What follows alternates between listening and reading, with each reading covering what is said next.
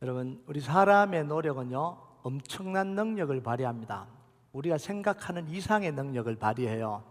현대가 누리고 있는 이 과학과 이 문명의 눈부신 발전, 다 인간의 지혜와 인간의 지식과 노력으로 이루어진 거잖아요. 이게 앞으로 어느 때까지, 어느 분야까지, 어떤 수준까지 될지 아무도 모르잖아요.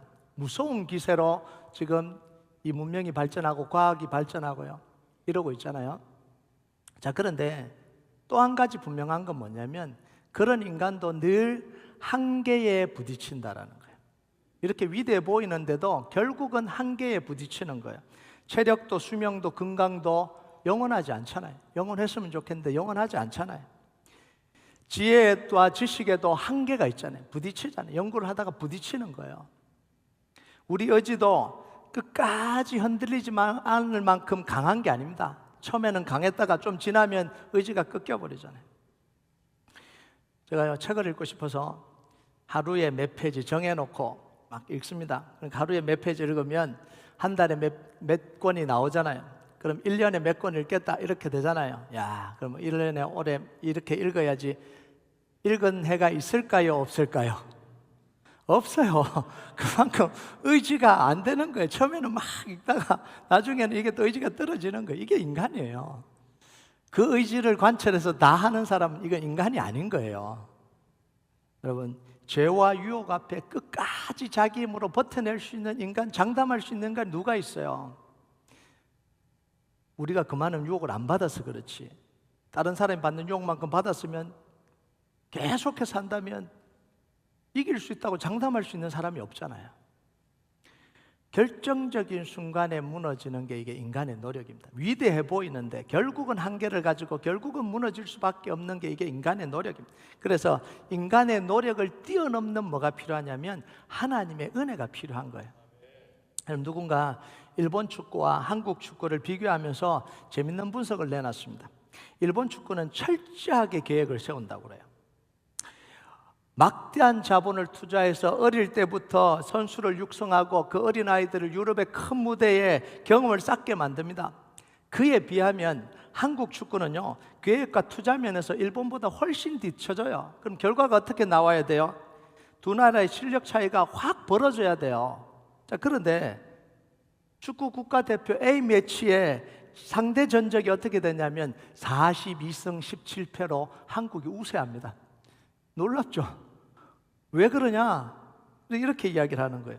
일본은 죽도록 노력해서 실력을 다 키워놓으면 한국은 하나님이 때가 되면 이 천재들을 한 명씩 툭툭 던져준대요. 차범근, 박지성, 손흥민, 키운 게 아니잖아요. 이강인. 그러니까 이게 안 된다는 거예요. 그러니까 일본이 얼마나 억울하겠어요. 그러니까 일본 축구가 노력하는 거라면 한국 축구는 뭐예요? 은혜 축구를 하고 있는 거예요. 일본은 노력 축구, 한국은 은혜의 축구를 하는 거예요. 물론 농담입니다.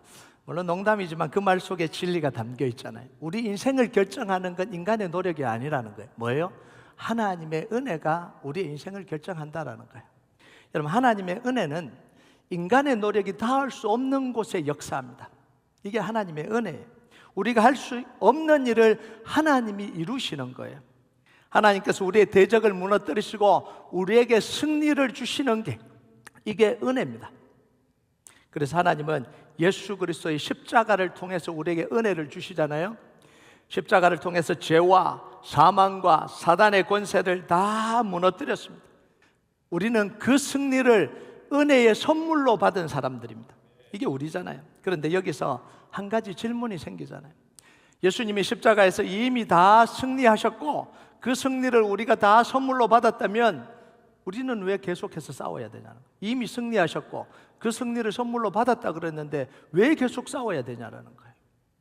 바울은 에베소서를 마무리하면서 이 중요한 부분을 우리에게 말해주고 있는 거예요. 10절과 11절을 한번 볼까요?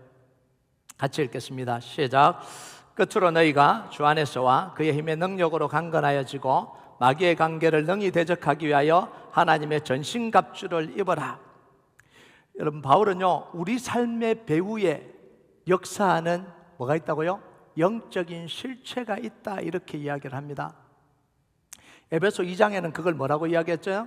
공중권세 잡은 자다, 또는 불순종의 아들들 가운데 역사하는 영이다, 이렇게 이야기했습니다. 그런데 이 서신을 마무리하면서 그 정체를 분명하게 밝히죠. 뭐라고요? 마귀다, 이렇게 정확하게 밝히잖아요. 자, 여기서 우리는 두 가지를 분명하게 해야 됩니다. 첫 번째는 뭐냐면 마귀는 지금도 우리 삶에 영향을 미치고 있다는 사실입니다.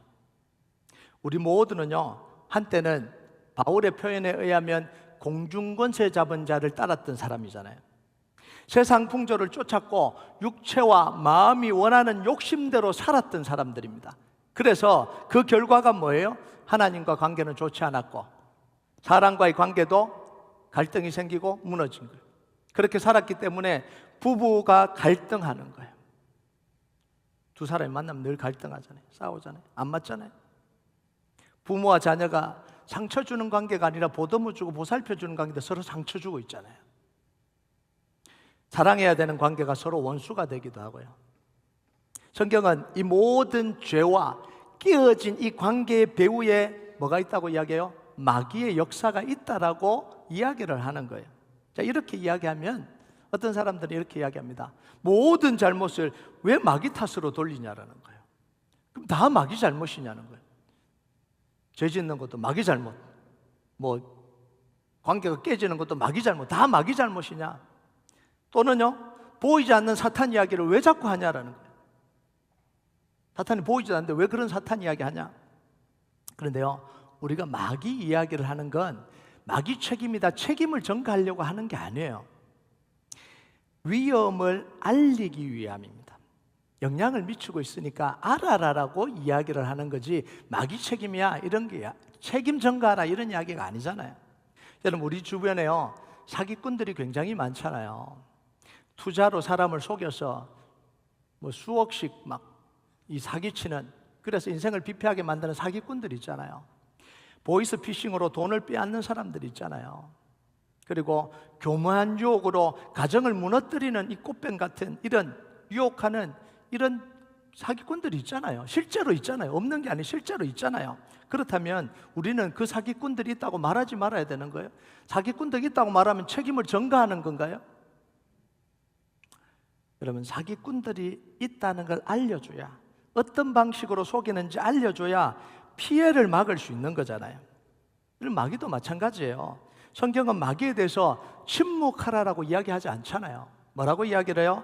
마귀의 관계를 분별하고 대적하라는 거예요. 마귀가 활동을 하고 있으니까, 실제로 영향을 미치고 있으니까 그걸 분별하고 대적하라, 이렇게 이야기를 해요. 저걸 알아야 싸울 수 있잖아요. 속임수를 알아야 안 속잖아요. 여러분, 우리가 늘 메일을 통해서 피싱이 오잖아요. 보이스 피싱도 있고요, 스미시 피싱도 있고, 문자로 오는 피싱도 있잖아요. 다 뭐예요? 뭐에 당첨됐으니까 당신만 이거 혜택을 누린다, 이걸 클릭하면 이제 어플리케이션을 작성할 수 있다. 누르는 순간 문제가 생깁니다. 누르지 마세요. 큰일 납니다. IRS에서 문자가 오잖아요. 지금 세금이 지금 이렇게 밀려 있으니까 이거 빨리 처리하지 않으면 너의 이 비자가 지금 문제가 생긴다. 빨리 해라. 클릭하는 순간 문제가 생기는 거예요. 제가 팁을 드리겠습니다. 그런 문자가 오면, 혹하는 문자가 오면 누르지 마시고 그걸 가만히 카피해서 구글에다가 이렇게 탁 페이스트를 해서 검색해 보세요. 똑같은 게 주르륵 나올 겁니다. 네. 그리고 요즘은 AI가 발달했어요. 그걸 이렇게 탁 넣어보면 됩니다. 절대 누르지 마세요. 그냥 이렇게 딱 넣어보면 이게 무슨 스캠인지가 다 나와요. 알려줘야 되잖아요. 아마 여기에 당하신 분들이 있을지도 몰라요. 누르다가 막 보이스 해갖고 뭐 당신 자녀가 막 너무 지금 위기에 처해 있다 막 이러면서 돈 보내라 뭐 이러잖아요. 막 사람의 막 속을 막 뒤집으면서. 알아야 되잖아요. 알아야 대처를 할 수 있잖아요. 자, 두 번째는요, 우리가 마귀의 싸움에서 반드시 승리하는 비결이 있습니다. 싸워라, 이길 수도 있고 질 수도 있는데 열심히 한번 싸워보면 이길 수도 있을 거다, 이게 아니라 반드시 승리하는 필성의 비밀이 있다라는, 비결이 있다라는 거예요. 13절을 한번 볼까요? 13절 같이 읽겠습니다. 시작. 그러므로 하나님의 전신갑주를 취하라. 이는 악한 날에 너희가 능히 대적하고 모든 일을 행한 후에 서기 위함이다. 자, 모든 일을 행한 후에 뭐 하기 위함이라고요? 서기 위함이다. 이게 뭐예요? 우리말 지금 말로 하면 이기기 위함이에요. 이긴다라는 이야기입니다. 하나님의 전신갑주를 입으면 마귀가 공격해 올 때 능히 대적하고 이길 수 있다라고 선언을 해주고 계신 거예요. 자, 그러면 어떻게 확신하냐는 거예요. 이길 수 있는 걸 어떻게 확신을 하냐는 거예요. 예수님이 이미 십자가에서 사단의 권세를 깼기 때문에 그래요. 사단을 이기셨기 때문에 그래요. 자, 골로새서 2장 15절 한번 볼까요? 같이 읽겠습니다. 시작. 통치자들과 권세들을 무력화하여 드러내어 구경거리로 삼으시고 십자가로 그들을 이기셨느니라. 아멘. 뭐예요? 통치와 권세들, 영적 세력을 완전히, 사단의 권세를 완전히 십자가에서 무력화시키고 이기셨다라는 거예요. 여러분, 예수님 십자가에서 단지 우리 죄만 용서해 주시고 천국 들어가게 해주신 게 아니라는 거예요. 죄와 죽음과 사단의 권세를 깨트리고 죄와 죽음으로 우리를 종노릇하게 하는 사단의 권세를, 머리를 깨트리고 완전히 무너뜨린 사건이 뭐냐면 예수님의 십자가 사건입니다. 여러분 아멘 하십니까? 여러분, 그래서 예수님의 십자가에서 완전한 승리를 선언하신 거예요. 승리했다고 예수님이 십자가에서 선언하셨습니다. 그게 뭐죠? 다 이루었다는 거예요. 다 이루었다는 거예요. 완벽한 승리를 지금 선포하고 계시는 거예요. 그래서 우리는요, 사탄을 이기기 위해서 싸우는 사람들이 아니에요. 우리가 잘 정리를 해야 돼요. 잘 알아야 돼요. 이미 승리하신 그리스도의 승리를 가지고 승리를 선포하는 거지, 사탄과 싸워 이기려고 싸우는 게 아니라는 이야기입니다. 이미 예수님이 승리하셨기 때문에 우리가 그 승리를 선포하고 우리가 그걸 쟁취하는 거예요. 우리가 가지는 겁니다. 그래서 예수님 이름이 선포되는 곳에는 마귀의 권세가 잃어버리게 되는 거예요. 마귀의 권세가 힘을 잃게 되는 거예요. 예수님이 다스리는 곳에는 사단이 더 이상 왕노릇할 수 없게 되는 거예요. 자, 그렇다면 우리가 예수님이 이미 승리하신 그 승리 위에서 어떻게 마귀를 대적해야 되냐는 거예요. 마귀를 어떻게 영적 전쟁을 해야 되냐 이거예요. 근데 먼저 이걸 이야기하기 전에 영적 전쟁에 대한 가장 큰 오해부터 바로잡고 시작해야 됩니다. 영적 전쟁을 잘못하고 있거든요. 잘못 생각하고 하고 있기 때문에 자꾸 이상한 쪽으로 흐르는 거예요. 첫 번째는 뭐냐면 영적 대결을 능력 대결로 생각한다는, 이게 잘못된 거예요. 많은 사람들이 특별한 능력을 받아야 마귀를 이길 수 있다고 생각을 합니다. 그래서 기도 많이 하고 특별한 은사를 받은 사람들이 영적 전쟁을 할 수 있다고 생각해요. 그래서 능력 있는 사람, 기도 많이 하는 사람, 능력 있는 목사님한테 가야 이 영적 전쟁을 할 수 있으니까 부탁하고 막 이렇게 하고 있다고요. 이게 잘못된 생각이에요. 왜냐하면 성경은 그렇게 이야기하고 있지 않거든요. 성경엔 영적 전쟁은요, 능력 대결이 아니에요. 능력 대결은 이미 끝났어요. 어디서요? 십자가에서 이미 끝난 거예요. 이미 대결은 끝났고 사단은 그냥 끝난 거예요. 세력을 잃은 거예요. 그래서 여자의 후손인 예수 그리스도께서 이미 사단의 머리를 밟고 깨트렸잖아요. 약속대로. 그리고 사단은 패배했습니다. 여러분, 그런데도 불구하고 더 큰 능력을 가져야 사단에 싸울 수 있다고 생각하는 것, 그것 자체가 사단의 속임수예요. 사탄이에요. 영적 전쟁은 특별한 능력을 가진 사람들만이 하는 게 아닙니다. 구원받은 모든 성도가 싸워야 될 싸움이 영적 싸움입니다. 자, 다시 이야기합니다. 영적 싸움은 특별한 누군가, 특별한 기도 많이 한 사람, 특별한 목회자가 아니라 구원받은 모든 성도는 영적 싸움을 해야 된다는 거예요. 여러분, 영적 싸움을 하고 계십니까? 해야 됩니다. 제가 오늘 설명을 해드리겠습니다. 여러분 보세요. 예수님이 전도를 위해서 제자들을 파송하셨습니다. 둘씩 짜셔서 파송을 하죠. 그러면서 예수의 이름으로 귀신을 쫓아내는 권능도 주시고 병 고치는 권세도 주셨습니다. 자, 그런데 누구를 보냈죠? 베드로, 야고보, 요한, 특별한 사람 보낸 거 아니잖아요. 12제자 다 보냈습니다. 그 속에 누구도 있어요? 도마도 있고요. 가룟 유다도 있어요. 나중에 배신할 가룟 유다도 있어요. 그들도 뭐예요? 예수님이 예수 이름의 권세를 주시고 귀신을 쫓아내도 영적 전쟁하도록 했죠. 12제자만 보냈습니까? 누가복음에 보면 몇 명 보내요? 70명 보내잖아요. 70명의 제자. 이게 다 기도하는 사람들이에요. 기도의 능력을 막 받아서 막 능력이 뛰어난 사람들이에요. 아니잖아요. 예수님이 권세를 임해 주신 거죠. 권위를 위임해 주신 거예요. 예수 이름의 권위를 위임해 주신 거예요. 그래서 제자들이 돌아와서 보고를 합니다. 그 보고 내용도 자기들이 기도 많이 해서 쫓아냈다 이런 이야기 안 하잖아요. 뭐라고 이야기해요? 주의 이름이면 귀신들도 우리에게 항복하더이다. 예수님의 이름 앞에 무너졌습니다. 예수님의 이름으로 선포하니까 귀신도 떠나가고 병도 고쳐졌습니다. 이렇게 이야기하는 거잖아요. 그래서 귀신들은요, 죄자들의 능력 앞에서 무너진 게 아니라 예수님의 이름의 권세 앞에서 무너진 거죠. 여러분, 또 변화산 아래에서 제자들이 이 귀신 들린 아들을 고치려고 하다가 못 고치잖아요. 못 쫓아내잖아요. 예수님이 찾아와서 예수님 와서 이제 귀신을 쫓아냅니다. 나중에 제자들이 묻죠. 왜 우리는 못했습니까? 이게 궁금한 거잖아요. 예전에는 가서 했는데 왜 이번에는 못했습니까? 이렇게 이야기하니까 예수님 뭐라 그러냐면 능력이 부족하다. 돌을 더 닦아야 된다. 이렇게 하지 않잖아요. 산에 올라가서 40일 금식하고 기도하라. 그러고 하라. 이렇게 이야기 안 하잖아요. 뭐라고 이야기하세요? 믿음의 문제다. 이렇게 이야기해요. 그럼 믿음도 능력 아닙니까? 근데 그 뒤에 말이 뭐예요? 너희에게 겨자씨만한 믿음이 있으면 이 산을 여기서 저기로 옮겨야 돼 옮겨질 거다. 그러니까 믿음의 능력의 문제가 아니라 뭐예요? 믿음이 있냐 없냐 문제라는 이야기예요. 믿음을 많이 쌓았냐 이런 문제가 아니라는 이야기죠. 그럼 영적 전쟁은요, 내 능력을 키우는 싸움이 아니에요. 이걸 잘못 영적 전쟁을 하면 내가 능력을 키워야지, 기도하면서 막 능력을 키워야지 이렇게 생각하는 거예요. 근데 내 능력의 문제가 아니에요. 이미 승리하신 예수 그리스도의 이름의 권세를 믿는 것이 중요해요. 믿음이에요. 믿음으로 선포하는 겁니다. 두 번째는요, 영적 전쟁이라고 하면 자꾸 귀신 쫓아낸 일로 생각을 해요. 귀신 쫓아내는 일.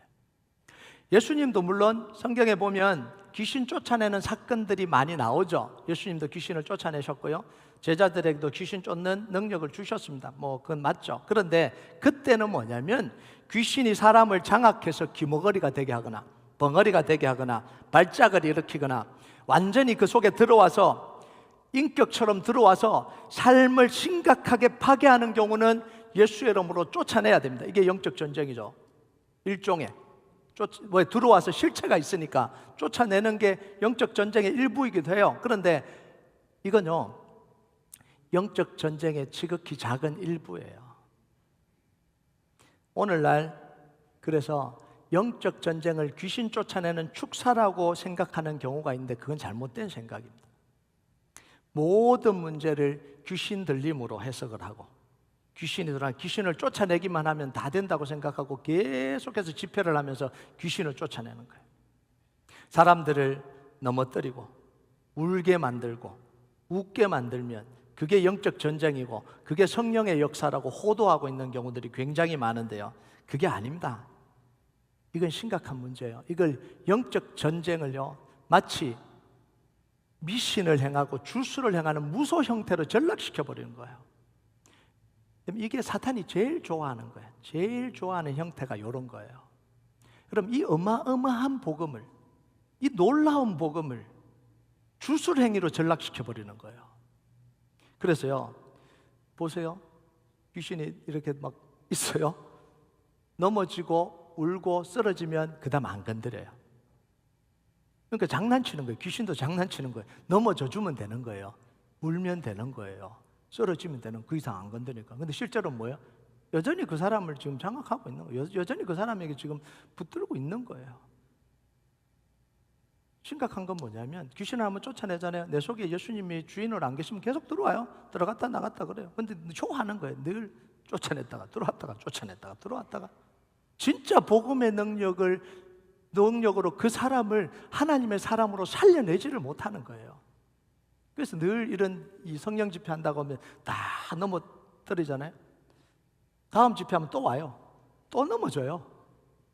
우리 선교지 가잖아요. 이렇게 기도하다 보면 갑자기 이렇게 넘어지는 경우도 있어요. 하나님 성령 역사는 우리가 가늠할 수가 없으니까. 근데 그 중에는요, 매년 와서 넘어지는 사람들이 있어요. 매년. 심지어는요, 제가 봤어요. 넘어지는 게 재밌나 봐. 내가 손을 올리면 그냥 넘어져. 나 아무것도 안 했는데. 이 장난 좀 치지 말라는 거예요. 이 놀라운 복음을 가지고 왜 이렇게 장난을 치고 있는 거예요. 장풍 불고요, 막 연기하듯이 막 뛰어다가 막 확 넘어지고 막. 이게 뭐 하는 짓이냐고요, 이게. 여러분, 바울은요, 에베소서 6장에서 이 영적 전쟁의 가장 중요한 본문이 뭐예요? 이 에베소서 6장이잖아요. 이 6장에서 영적 전쟁을 그렇게 설명하지 않아요. 여러분 11절과 13절을 한번 볼까요? 11절과 13절 같이 읽겠습니다. 시작. 마귀의 관계를 능히 대적하기 위하여 하나님의 전신갑주를 입어라. 그러므로 하나님의 전신갑주를 취하라. 이는 악한 날에 너희가 능히 대적하고 모든 일을 행한 후에 서기 위함이라.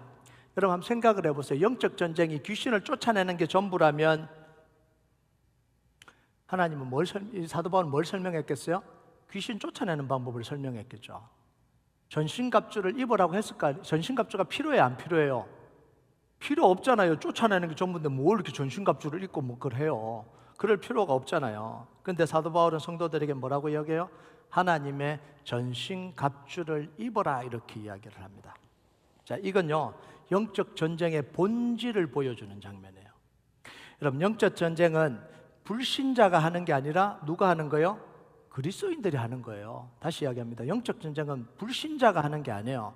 그리스도인들이 하는 겁니다. 우리가 예수님을 영접하고 예수님 영접할 때 성령님이 우리 안에 내주하고 있으면 마귀가 우리 안에 같이 살 수 있어요, 없어요? 다시 이야기합니다. 우리가 예수님을 영접하고 성령님 우리 안에 내주하고 있으면 마귀가 우리 안에 같이 살아요, 안 살아요? 못 삽니다. 그런데 마귀가 있는 것처럼 자꾸 나가라 그러면 너 나가, 이렇게 이야기를 해요. 그 마귀가 억울하지 않겠어요? 이미 쫓겨났는데 밖에 있는데 자꾸 나가래요. 안에 있는 마귀는 나가래요. 밖에 있는데 얼마나 화가 나요. 황당하잖아요. 그게 영적 전쟁이 아니라는 거예요.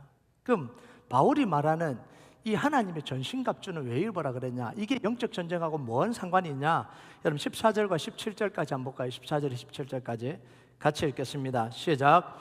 그런즉 서서 진리로 너희 허리띠를 띠고 의에 신경을 붙이고 평안의 복음이 준비한 것으로 신을 신고 모든 것 위에 믿음의 방패를 가지고 이로써 능히 악한 자의 모든 불화살을 소멸하고 구원의 투구와 성령의 금 곧 하나님의 말씀을 가지라. 전신갑주는 뭐예요? 온몸을 보호하는 갑옷입니다. 보호하는 거예요. 허리를 보호하는 허리띠를 떼라. 가슴을 보호하는 흉배를 붙여라. 발을 보호하는 신발을 신어라. 전신을 막는 방패를 가져라. 머리를 보호하는 투구를 써라. 그리고 공격하는 검, 이게 딱 하나가 이제 공격하는 검이에요. 자, 왜 전신갑주를 입어야 되겠어요? 사탄의 공격을 막아내기 위해서. 그럼 전신갑주를 입는 게 뭐냐면 공격을 막기 위한 거잖아요. 자, 16절에 정확한 이유가 나와요. 16절을 같이 보겠습니다. 시작. 모든 것 위에 믿음의 방패를 가지고 이로써 능히 악한 자의 모든 불화살을 소멸하고. 사탄은 뭐 한다고요? 불화살을 계속해서 쏜다라는 이야기입니다. 그래서 하나님의 전신갑주를 입고 그것을 뭐 하라고요? 막아내라, 이렇게 이야기해요. 막아내라. 자, 여기서 한 가지 질문이 생기죠. 그러면 예수님이 이미 십자가에 사단을 이기셨고 우리에게 이미 승리를 주셨는데 사단이 어떻게 우리를 공격할 수 있냐라는 거예요. 왜 막아야 되냐는 거예요. 이미 승리하셨고 이미 승리가 우리한테 왔는데 뭐 그거 막으려고 이렇게 전신의 갑주를 입고 이렇게 막으라 그러냐? 그럼 마귀가 너무 센 거 아니에요? 이렇게 생각을 하잖아요. 이 질문에 대해서 정확하게 대답을 못하면 자꾸 영적 전쟁이 흐려져요. 잘못된 방향으로 갑니다. 예수님의 십자가와 부활로 사단과의 승부는 이미 끝이 났어요. 능력 대결은 끝났습니다. 사단의 권세는 무너졌고 죄와 사망의 권세도 다 패배했습니다. 우리는 사단과 다시 능력 대결을 하는 거 아니에요. 자, 그럼 뭐냐? 우리가 싸워야 될 대상은 뭐냐면 사단과 지금 능력으로 팍 부딪히는 게 아니라 사탄이 우리 안에 심어놓은 거짓과 속임수와 싸우는 거예요. 거짓과. 자, 출애굽을 생각하면 이해가 굉장히 쉬워져요. 자, 모세는 바로와 싸웠습니다. 그죠? 하나님이 10가지 재앙을 내리시면서 바로를 완전히 굴복시켰죠. 완전히 이겼습니다. 자, 그 이후에 이스라엘 백성들은 더 이상 바로와 싸워요, 안 싸워요? 바로와 안 싸워요. 이미 능력대결에서 끝났고요. 출애굽했어요. 싸울 이유가 없는 거예요. 싸울 수 있는 힘도 없어요. 또 홍해에서 완전히 수장시켜버렸잖아요. 끝난 거예요. 자, 그런데 광야에서 이스라엘 백성들은 계속해서 싸웁니다. 무엇과 싸워요? 430년 동안 노예로 살면서 몸에 밴 노예의 의식, 사고방식, 애굽의 가치관, 우상 숭배와 문화와 끊임없이 싸우잖아요. 가나안 땅에 들어갔어도 싸우잖아요. 끝까지 싸우잖아요. 우리도 마찬가지입니다. 예수님이 사탄의 권세를 이미 이겼습니다. 그런데 우리가 하나님을 만나기 전, 우리가 구원받기 전에 세상 죄 가운데 살아가면서 사단이 심어놓은 거짓된 생각, 가치관은 우리 안에 그대로 있는 거죠. 그때 받았던 상처, 고통, 부정적인 생각, 잘못된 가치관, 불신앙, 불안, 두려움, 이게 우리 안에서 계속 작동하고 있잖아요. 계속 작동하고 있잖아요. 그래서 누군가 자기한테 표정을 좀 안 좋게 지으면 저 분명히 나를 싫어하는 거야. 싫어하는 게 아닌데, 왜냐하면 예전에 자기가 거절감을 느끼고 상처받은 게 있기 때문에 그 사람도 그럴 거라는 거예요. 여러분, 이 거절감이요, 굉장히 어려운 거예요. 저도 거절감하고 굉장히 많이 싸워요. 그러니까 이게 들어와 있잖아요. 그러니까 평범하게 만나고 조금만 톤이 이상해지고 조금만 표정이 이상해지고 조금만 말투가 좀 이상해지면 거절한다는 느낌이 드는 거예요. 그럼 그때부터 움츠러들기 시작하잖아요. 그럼 인생이 어떻게 되겠어요? 늘 우리는 이것과 싸우고 있는 거예요.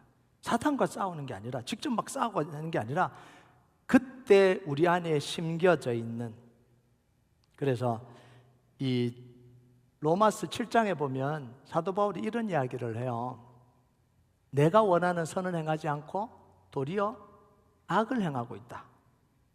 근데 그건 내가 아니고 내 안에 있는 죄다. 그럼 이게 마귀가 같이 살고 있다는 이야기예요? 그런 거 아니라는 이야기예요. 마귀가 어떻게 같이 살아요? 쫓아내야죠. 근데 아니라는 거예요. 그래서 선을 행하기를 원하는 나와 하나님의 뜻을 이루기 위하는 나와 죄를 짓는 이 욕구가 뭐 하고 있다고요? 막 싸우고 있다는 거예요. 바로 욕을 보여주는 거예요. 마귀가 들어와서 막 우리가 싸우는 게 아니라 그 예수 믿지 않을 때 우리 안에 잠겨 심겨진 욕심, 가치관, 상처, 이런 것들이 우리 안에 남아서 계속해서 영향을 미치고 있다는 이야기야. 그래서 마귀의 가장 큰 무기가 뭐냐면 거짓말입니다. 거짓말. 그래서 예수님은요, 마귀에 대해서 이렇게 이야기하죠. 바리새인과 서기관들 이야기를 하면서 너희는 네 아비 마귀를 닮아서 이렇다, 이렇게 이야기를 하면서 뭐라고 하냐면 마귀는 처음부터 살인한 자다, 진리가 없는 자다, 거짓말장이다, 거짓의 아비다. 입만 열면 뭐 한다고요? 거짓말하고 속인다. 입만 열면 상처를 가지고 계속해서 속이는 거예요. 아픔을 가지고 계속해서 속이는 거예요. 배신감을 가지고 계속해서 속이는 거예요. 창세기 3장에 보면 아담과 하와가 선악과를 따먹는 장면이 나와요. 왜 따먹었어요? 진리의 싸움에서 졌기 때문에 그래요. 그래서 영적 전쟁은 뭐냐면 사탄과의 대결이 아니고 그냥 뭐 치고받고 싸우는 게 아니라 거짓과 진리의 대결입니다. 이게 영적 전쟁의 핵심이에요. 자, 아담과 하와가 선악과를 따먹은 게 뭐냐면 사탄이 아담과 하와를 굴복시켜서 따먹었나요? 그럴 힘도 없고 그럴 수도 없어요. 하나님은 진리를 말씀하셨죠. 뭐라고요? 선악과를 따먹지 말라. 먹는 날에는 반드시 죽는다. 이게 진리잖아요. 자, 근데 뱀이 뭐라고 이야기해요? 결코 죽지 않는다. 오히려 그거 따먹으면 네가 하나님처럼 된다. 다시 말하면 네가 하나님 해라. 하나님 말 듣지 말고 종 되지 말고 네가 하나님 된다. 이렇게 이야기를 했다고요. 자, 그러니까 아담과 하와는 누구 말을 믿은 거예요? 거짓말을 믿은 거예요. 진리가 있는데도 불구하고 거짓을 선택을 한 거죠. 결국 하나님 말씀보다 누구를 더 잘 믿으세요? 사탄의 말을 더 잘 믿은 거예요. 진리의 싸움에서 진 겁니다. 지금도 이 전쟁 우리 안에서 계속되고 있는 거예요. 하나님을 만나기 전에 마귀가 우리 안에 심어놓은 거짓된 생각, 잘못된 가치관이 우리를 계속해서 뒤흔드는 거예요. 그걸 붙들고 있으면 마귀는 그 생각을 잡아서 우리를 계속 왕노릇하는 거예요. 삶의 문제까지 관여해서 계속 왕노릇하는 영향력을 행사하는 겁니다. 그래서 영적 전쟁이 뭐냐면 사단이 심어놓은 이 거짓과 이 거짓을 하나님의 말씀과 복음으로 교체하는 겁니다. 바꾸는 거예요. 이 싸움을 해야 되는 거예요. 우리는 본능적으로 뭐가 나오냐면 이 상처와 아픔이 나오거든요. 이게 자동적으로 나와요. 자기 잘못된 가치관이 나옵니다. 제가 금요일에도 그 이야기를 했잖아요. 인생의 기회는 몇 번 온다? 그 생각에 사로잡혀서 살아가고 있는 거예요. 3번 오는데 학교 들어갈 때 한 번, 결혼할 때 한 번 남은 거 네가 뺏어갔으니까 너는 죽일 놈이야. 이렇게 나오는 거예요. 사기쳐서 내 운을 네가 뺏어간 거예요. 여러분, 인생의 중요한 기회는 몇 번 올까요? 하나님이 함께 하시면 매번이 기회예요. 매번 하나님 우리를 새롭게 하시는데요. 여러분, 1부 때, 예전에 1부 때가 아니라 배만승 집사님 간청했잖아요. 지인 인사 대천명이 이 젊은이의 인생을 그냥 갉아먹은 거잖아요. 그 20층에서 30층 올라가려고. 세상에나 뭐 며칠 안 잤다고요? 뭐 3일 안 자고 하루 좀 쉬었다가 또 안 자고. 이게 말이 되냐는 거예요. 왜 거기 있는 거예요? 그 가치관에 사로잡혀서 삶을 지금 완전히 그냥 묶고 있는 거예요. 좀 놀지 뭐. 그래서 뭐가 들어온 거예요? 수고하고 무거운 짐 진 자들아 다 내게로 오라. 내가 너희를 쉬게 하리라. 복음이 들어오니까 자유감을 느끼죠. 그 굴레에서 벗어든. 이게 영적 전쟁입니다. 여러분, 이게 믿어진 게 신기한 거 아니에요? 성공하려고 20층에서 그 빌딩을 40층으로 더 올라가려고 막 하고 있지. 그럼 뭐 강화될 거 아니에요? 그렇지. 내가 노력하니까 돈 많이 벌고 좋은 집 살지. 죄는 노력 안 해서 그런 거야. 이렇게 돼야 이게 마귀의 생각이잖아요. 근데 복음이 들어오니까 이게 팍 깨져버린 거예요. 그러면서 다시 해방감을 누리잖아요. 그럼 40층을 못 올라가냐? 아니죠. 하나님이 주신 지혜와 능력으로 잠자면서 먹으면서 놀면서 하나님이 하게 하시는 거예요. 이게 복음의 역사예요. 이게 영적 전쟁입니다. 귀신 때려잡으려고 요술방망이 들고 다니지 마세요. 올라가 이런 거 하지 마시고 이런 거 좀 하지 마세요. 그래서 바울은요, 마귀의 간궤를 대적하라 이렇게 하죠. 간궤. 그래서 간궤는요, 계획적이고 조직적인 속임수, 치밀한 전략을 간궤라고 이야기합니다. 그래서 공동 번역에서는 이걸 악마의 속임수다 이렇게 번역을 했습니다. 마귀는요, 각종 속임수로 우리를 공격한다는 거예요. 여러분 16절을 볼까요? 16절 다시 한번 보겠습니다. 같이 16절. 시작. 모든 것 위에 믿음의 방패를 가지고 이로써 능히 악한 자의 모든 불화살을 소멸하고.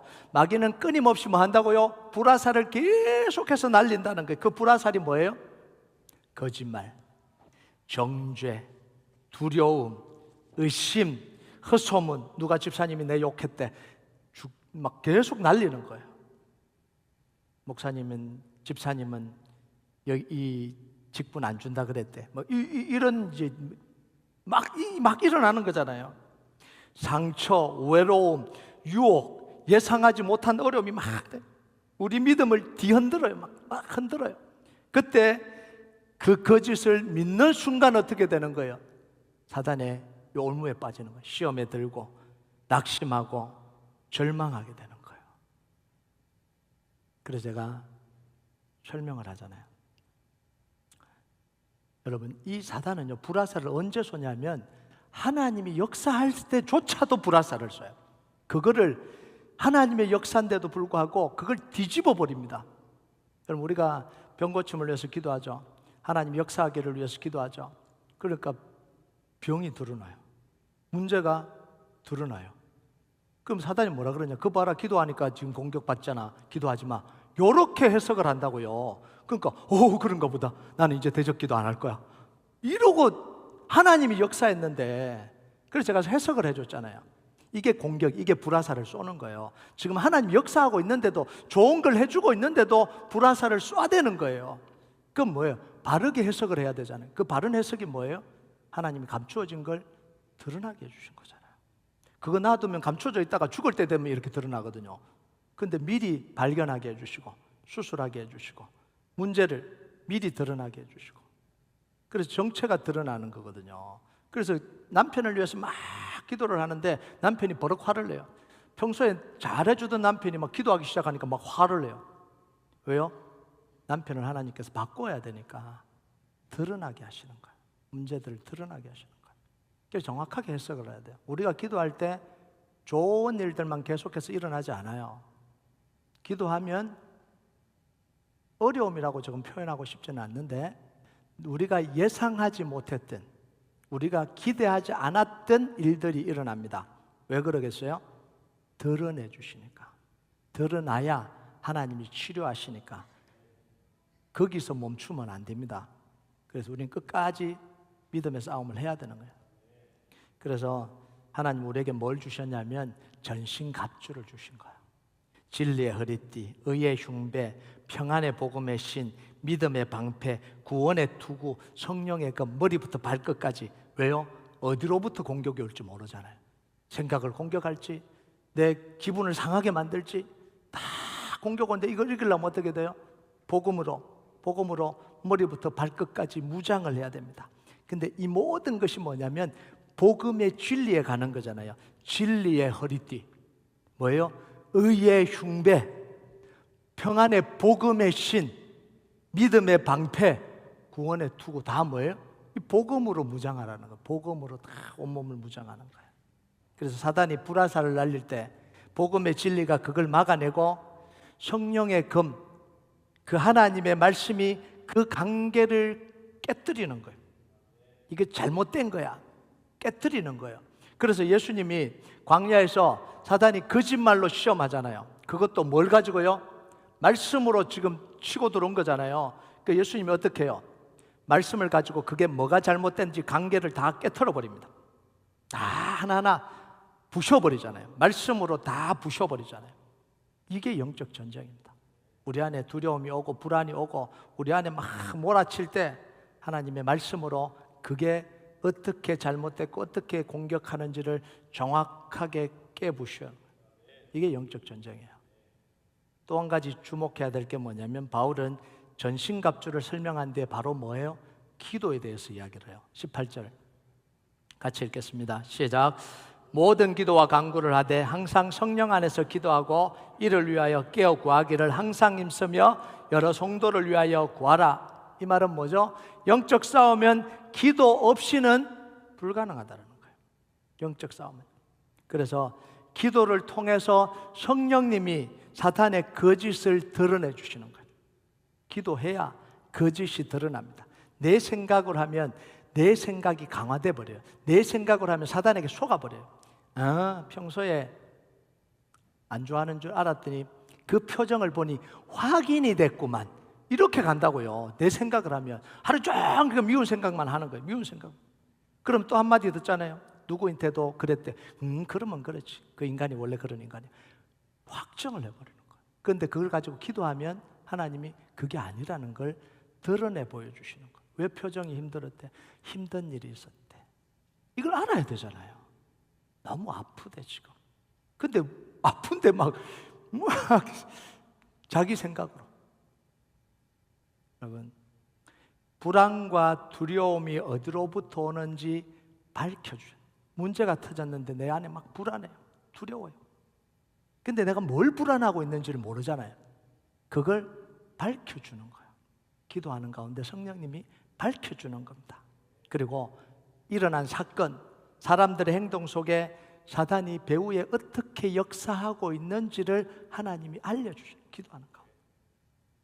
그리고 복음으로 그걸 어떻게 대처해야 되는지 우리에게 지혜와 능력을 주시는 거예요. 복음을 가진 우리는 그 사건과 그것을 어떻게 해석하고 행동하고 반응해야 되는지 하나님이 우리에게 알려주시는 거예요. 그리고 마지막으로 뭐냐면 그걸 그 기간을 이겨갈 수 있도록 언약의 약속의 말씀을 주시는 거예요. 그 두려움과 불안을 이겨갈 수 있도록 약속의 말씀을 주시는 거예요. 그 약속의 말씀을 붙들고 기도하면 영적 전쟁에서 이기게 되는 거예요. 그래서 우리가 기도를 해야 되는 거예요. 기도하면 성령님이 밝혀주시고요, 거짓을 드러내 주시잖아요. 불안과 두려움에 내가 이 불안과 두려워하는 실체가 뭔지를 알게 해주시죠. 그냥 불안과 두려움이 아니잖아요. 있어요. 근데 자기 감추고 있는 거죠. 모르고 있거나 감추고 있는 거죠. 근데 계속해서 기도하면 이게 왜 오는지를 보여주시는 거예요. 그리고 복음으로 어떻게 반응할지를 알게 하시고요. 그리고 그 두렵지 않도록 말씀을 주셔서 계속해서 말씀 붙들고 기도할 수 있도록 하나님이 해주시는 거예요. 그래서 결국은 영적 전쟁은요, 사탄 쫓아내기 위한 싸움이 아니라는 거예요. 이미 예수님이 십자가에서 쫓겨났어요. 끝까지 거짓말로 속입니다. 끝까지. 그 영적 싸움은 사탄의 거짓말에 속지 않는 겁니다. 복음과 말씀으로 무장해서 끝까지 속지 않는 거죠.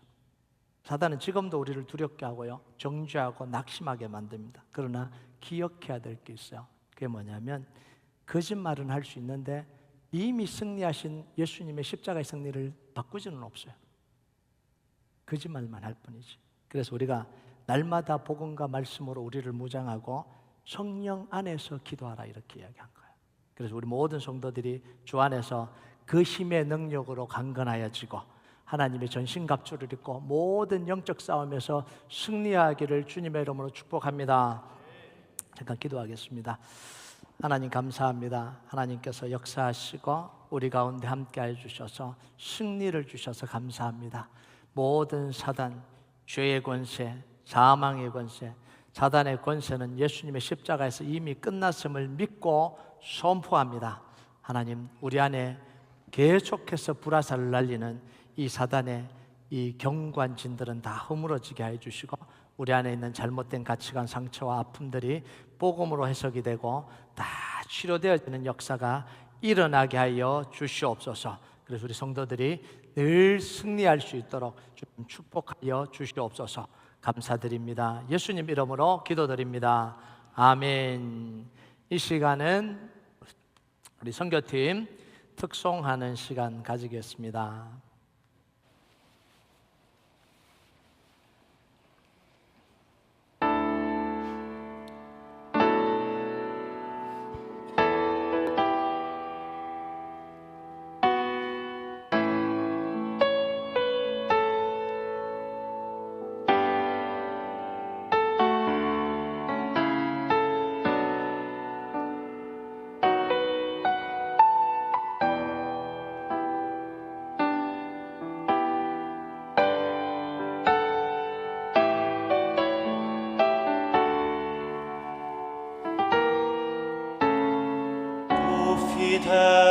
Fidelidad es grande, tu fidelidad incomparable es, nadie como tú, bendito Dios, grande es tu fidelidad.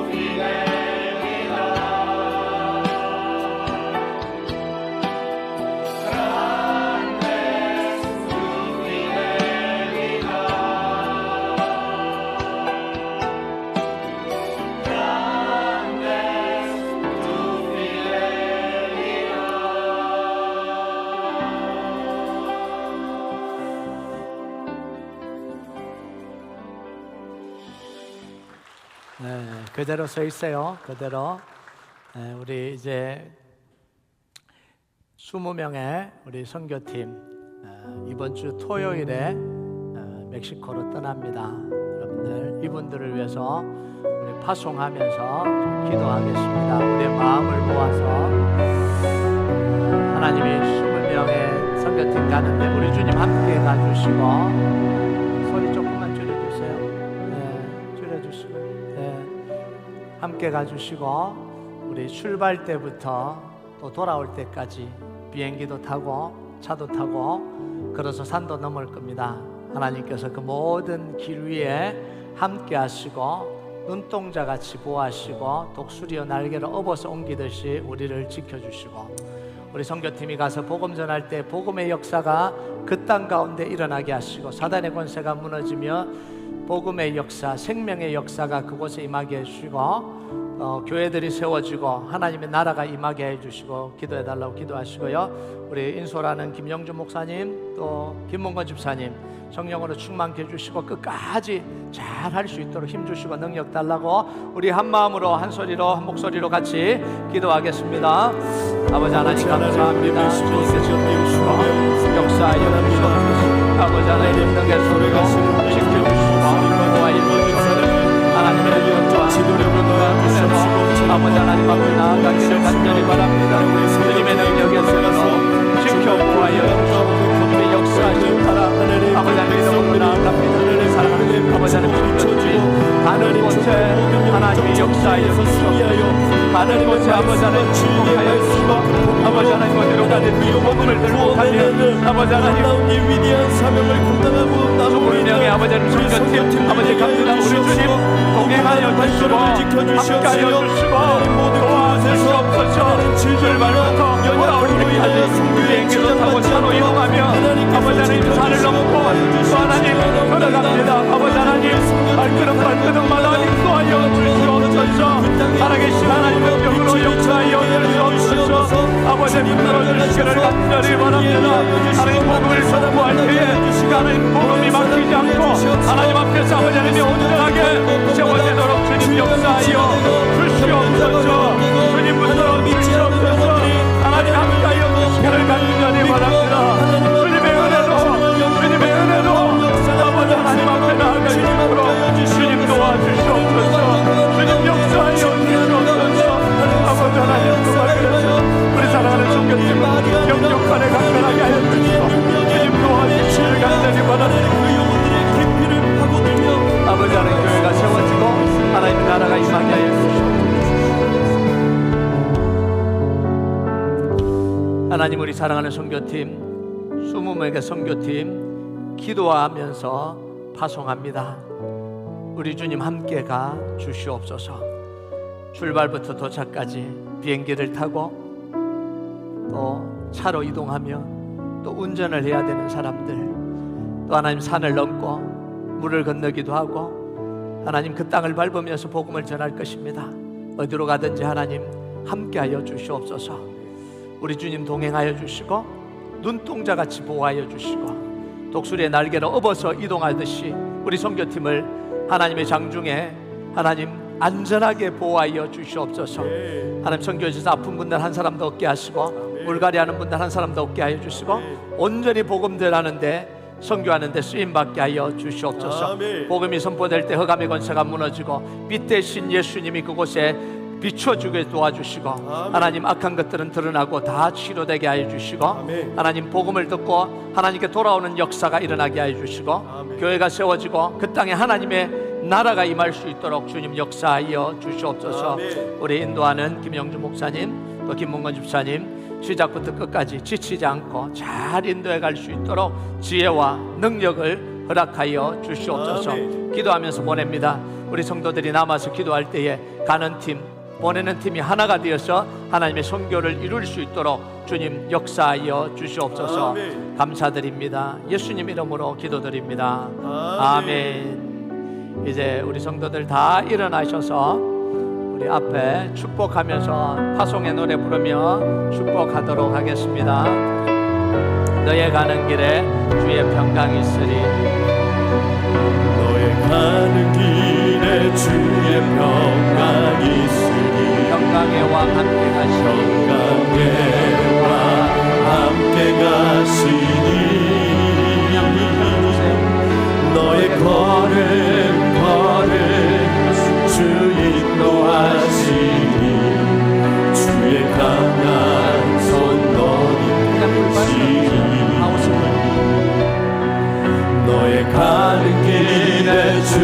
축복이 있으니 영광의 주 함께 가시니 영광의 주 함께 가시니 나 입혀주세요.